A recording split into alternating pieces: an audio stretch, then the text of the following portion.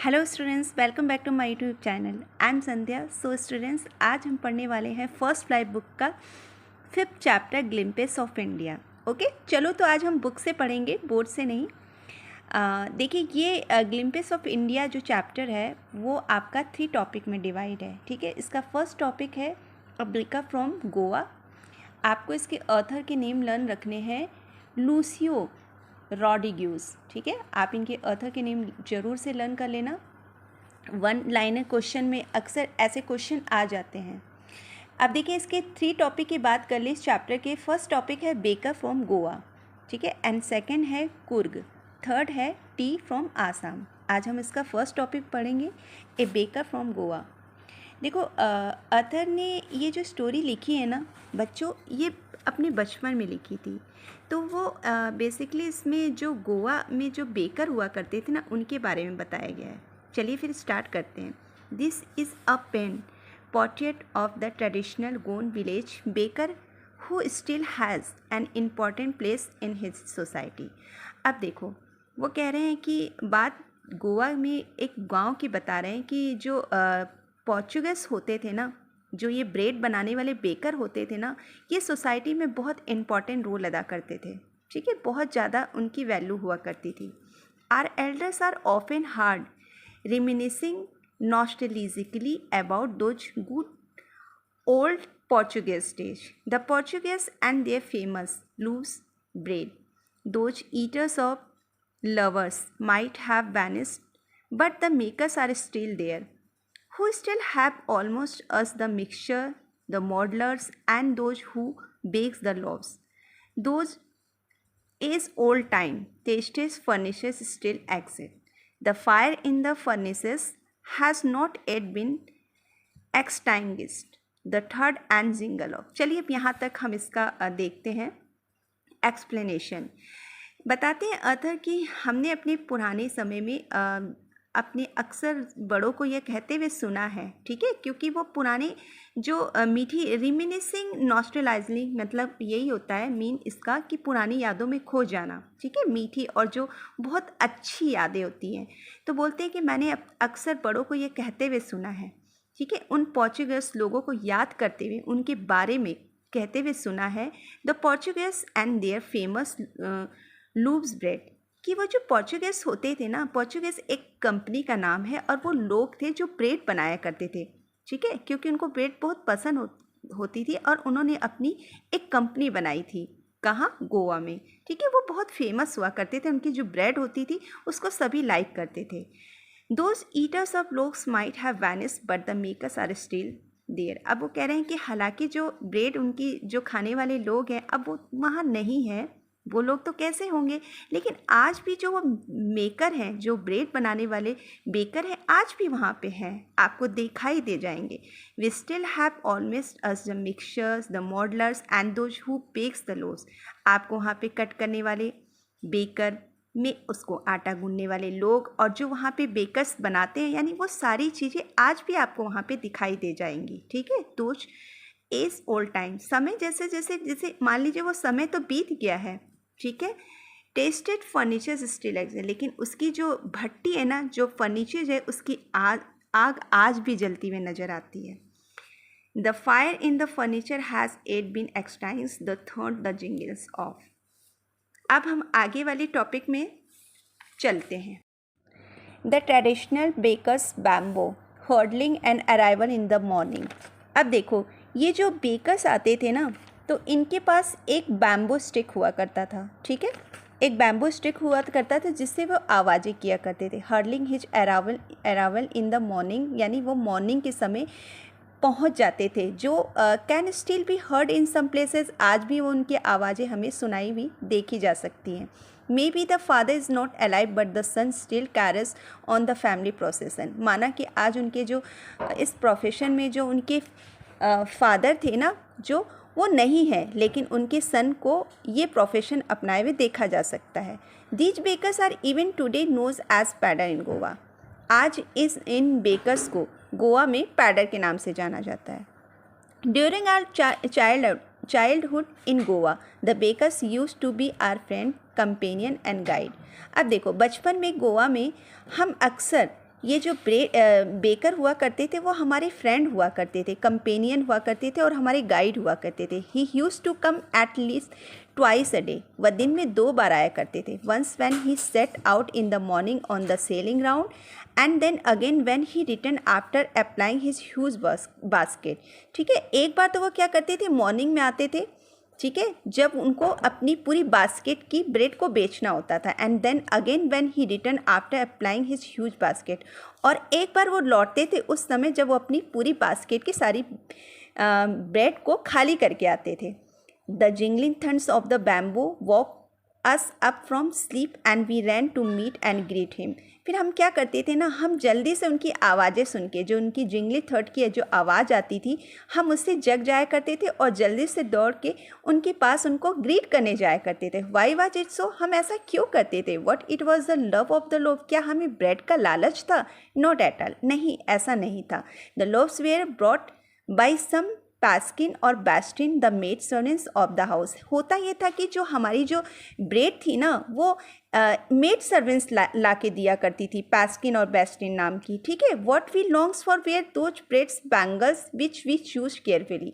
लेकिन जो एक बैंगल्स ब्रेड होती थी ना, क्योंकि देखो 2 ब्रेड हुआ करती थी, एक लॉन्ग ब्रेड होती थी जो बड़ों की, और जो बच्चों की जो होती थी एक सर्कल वाली ब्रेड हुआ करती थी, तो हम उससे उसको चूज़ नहीं कर पाते थे, इसलिए। ठीक है, यही एक रीज़न था, विच वी चूज केयरफुली, जिसे हम अच्छे से केयरफुली चूज करके ला सकते थे। Sometimes it was sweet bread of special make, और कभी कभी एक स्वीट ब्रेड भी हुआ करती थी जो बहुत स्पेशल हुआ करती थी बच्चों के लिए। ठीक है, यही एक रीज़न था जिससे भाग के हम वो ब्रेड लेने जाया करते थे। ओके, नेक्स्ट पैरा देखते हैं। The baker made his musical entry on the scenes with the Jhang Jhang sound of his specially made bamboo step. अब देखो, जो बेकर हुआ करते थे ना, वो बैम्बो स्टेप, एक बांस का डंडा हुआ करता था, उस पर स्पेशली एक साउंड के साथ आते थे, और वो साउंड कैसा हुआ करता था? झंग झंग, और वो ग्राउंड पर से बजाते हुए आया करते थे। One hand supported the basket on his hand and the other bang the bamboo on the ground. देखो, एक हैंड को वो क्या करते थे, बास्केट पे अपने हेड के साथ टच करते हुए, सपोर्टेड करते हुए रखते थे, and other bang the bamboo on the ground, और दूसरे हाथ का सपोर्ट से वो ग्राउंड के नीचे अपनी बास्केट को रख दिया करते थे। Who would greet the lady of the house with good morning, और फिर वहाँ पे जो हाउस के बाहर जो लेडी बैठी होती थी उनको वो ग्रीट किया करते थे। ठीक है, good morning. And then place his basket on the vertical bamboo, और फिर अपने बास्केट को वर्टिकल बैम्बू में रख देते थे। And then place his basket on the, हाँ, we kids would be pushed aside with a mild rebuke and loaves would be delivered. अब देखो, जो हम बच्चे हुआ करते थे ना, तो हम स्पेशली वो बास्केट को देखने के लिए वहाँ जाते थे, लेकिन वो फोर्सली हमें भगा दिया करते थे वहाँ से। ठीक है, and loaves would be delivered to the servants, और जो वो ब्रेड हुआ करती थी वो सर्वेंट्स के द्वारा हमें डिलीवर कर दिया जाती थी। But we would not give up, लेकिन हम फिर भी छोड़ते नहीं थे उनको देखना। We would climb a bench on the parapet and peep into the basket. हम क्या करते थे, हम एक बेंच पे चढ़ जाया करते थे उनको देखने के लिए, और द पैरापेट, और एक छोटी सी जो वॉल हुआ करती थी ना, दीवार, उस पे से झाँक के उन्हें देखा करते थे, उनकी बास्केट को, ब्रेड की। somehow I can still recall the typical fragments of those loaves। मुझे आज भी उस खुशबूदार मतलब कि वो जो ब्रेड है ना, उसकी खुशबू आज भी मुझे याद आती है। Then we did not even, अब देखो ये लाइन है, loaves for the Elder and the bangles for the children.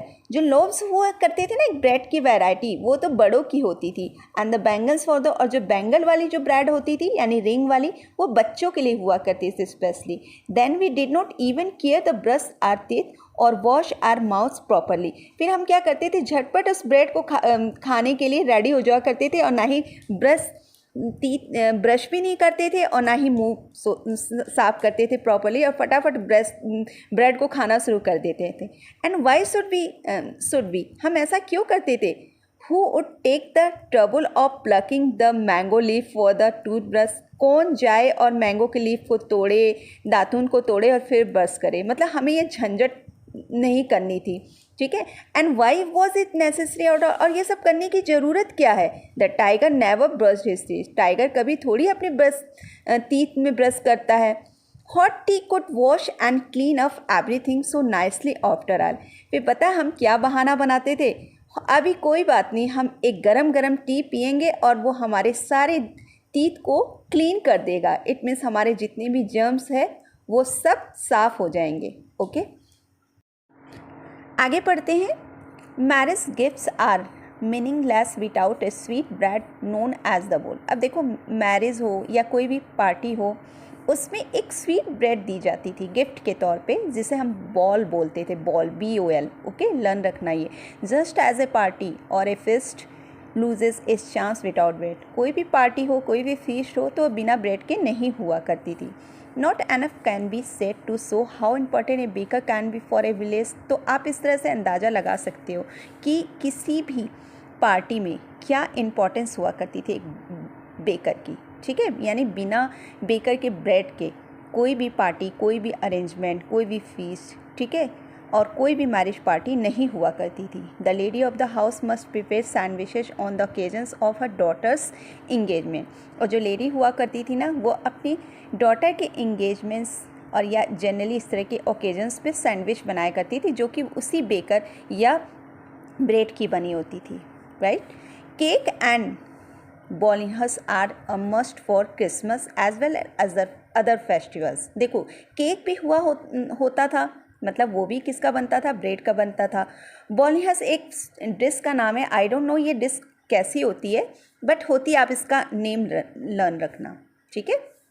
तो ये भी इस ब्रेड की बनाई जाती थी फेस्टिवल्स में। Thus the presence of the baker's furnace in the village is absolutely essential. इस तरह से हम कह सकते हैं कि जो ये फर्नेस में ये जो बेकर्स की जो ब्रेड हुआ करती थी उस गांव में, वो कितनी एसेंशियल हुआ करती थी, इस बात से इसका अंदाज़ा लगाया जा सकता है।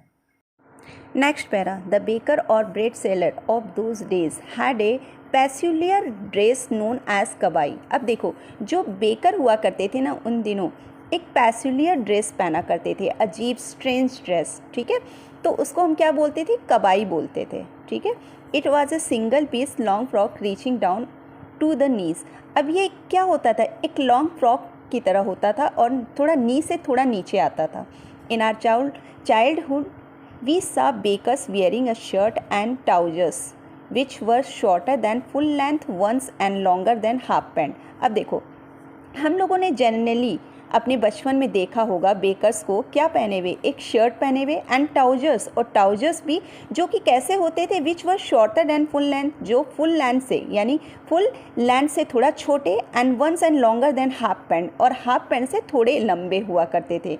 Even today anyone who wears a half pants which reaches just below the knees invite the comments that he dressed like a paddler। अब देखो, इवन टुडे, आज भी ऐसा होता है, anyone who wears a half pant, कभी भी कोई व्यक्ति हमें हाफ पैंट पहना हुआ दिख जाता है ना, तो हम उसे कमेंट पास करते हैं, ठीक है। नीचे से मतलब घुटने तक का से नीचे आने वाला अगर कोई पैंट पहना हुआ दिख जाता है तो हम जनरली उसके लिए ये कमेंट पास करते हैं, ओ पैडर, है ना। तो पैडर मैंने आपको पहले ही बता दिया था कि गोवा में जो बेकर होते हैं उनको हम पैडर के नाम से जानते हैं, ठीक है। तो क्या कमेंट्स पास करते थे, पैडर। इट मीन्स उनके किसको देख के, ड्रेस को देख के। ओके, चलिए लास्ट पैरा देखते हैं। The baker usually collected his bills at the end of the months. अब देखो, जो बिल होता था ना, कोई भी जैसे लेखा जोखा है ना, कोई हिसाब किताब, वो जनरली जो करता था ना कलेक्ट, वो किस में करता था, at the end monthly accounts used to be recorded on some wall in pencil। तो देखो, हम लोग अपना जो जैसे कोई भी हिसाब किताब है हम किसी डायरी में लिखते हैं ना, है ना, लेकिन वो डायरी में नहीं लिखता था, वो किस में लिखता था, some wall in pencil, यानी एक वॉल में लिखता था, दीवार में लिखता था, ठीक है, बहुत अच्छे से डेकोरेट करके और पेंसिल से। Baking was Indeed A profitable profession in those old days, यानी पुराने समय में जो बेकिंग हुआ करता था एक बहुत प्रॉफिटेबल प्रोफेशन हुआ करता था, ठीक है, एक फ़ायदेमंद profession. The baker and his family never STRIDE, यानी जो उसकी फैमिली होती थी ना बेकर की, वो कभी भी दुखी नहीं रहती थी, बहुत स्ट्राइट, बहुत अच्छे समृद्ध रहती थी। His family and his servant always looked happy and prosperous. उसकी जो फैमिली होती थी, ठीक है, उसके जो सर्वेंट्स होते थे वो हमेशा हैप्पी रहते थे, हैप्पी दिखाई देते थे एंड प्रॉस्परस और समृद्ध जीवन जीते थे। Their plump physique was an open testimony to this. Even today, any person with a jackfruit's like physical appearance is easily compared to a baker. अब देखिए यहाँ पे एक लाइन है लास्ट पैराग्राफ की, देयर प्लम फिजिक, उनकी जो physique होती थी ना, जो आकार होता था, जो उनकी फिजिकली बनावट होती थी ना, वो एक मोटे लोगों के समान होती थी। टेस्टिमनी मतलब जो हम इसका निर्णय कर सके। Even today any person with a jackfruits, यहाँ तक कि आज भी हमें कोई एक पर्सन ऐसा दिख जाता है ना, जैकफ्रूट्स आप जानते हो, जैकफ्रूट्स एक वेजिटेबल्स है जिसको हम कटहल बोलते हैं, तो वो उसके समान यानी मोटे लोगों के समान दिख जाता है ना, तो हम उसको किसका अंदाज़ा लगा के करते हैं, गेस करते हैं, बेकर। क्या लगाते हैं अंदाज़ा? बेकर। यानी हम उसको, कहने का मतलब है कि कोई भी अगर हमें जैक पर्सन जैसा, जैक फ्रूट जैसा कोई पर्सन दिख जाता है तो हम उसे क्या कहते हैं? बेकर, बेकर के समान जस्टिफाई करते हैं। ठीक है, तो ये चैप्टर आपका कंप्लीट हो गया और हम मिलेंगे इसके नेक्स्ट टॉपिक के साथ नेक्स्ट वीडियो में। आप वीडियो को लाइक शेयर एंड सब्सक्राइब करना। तब तक के लिए बाय बाय।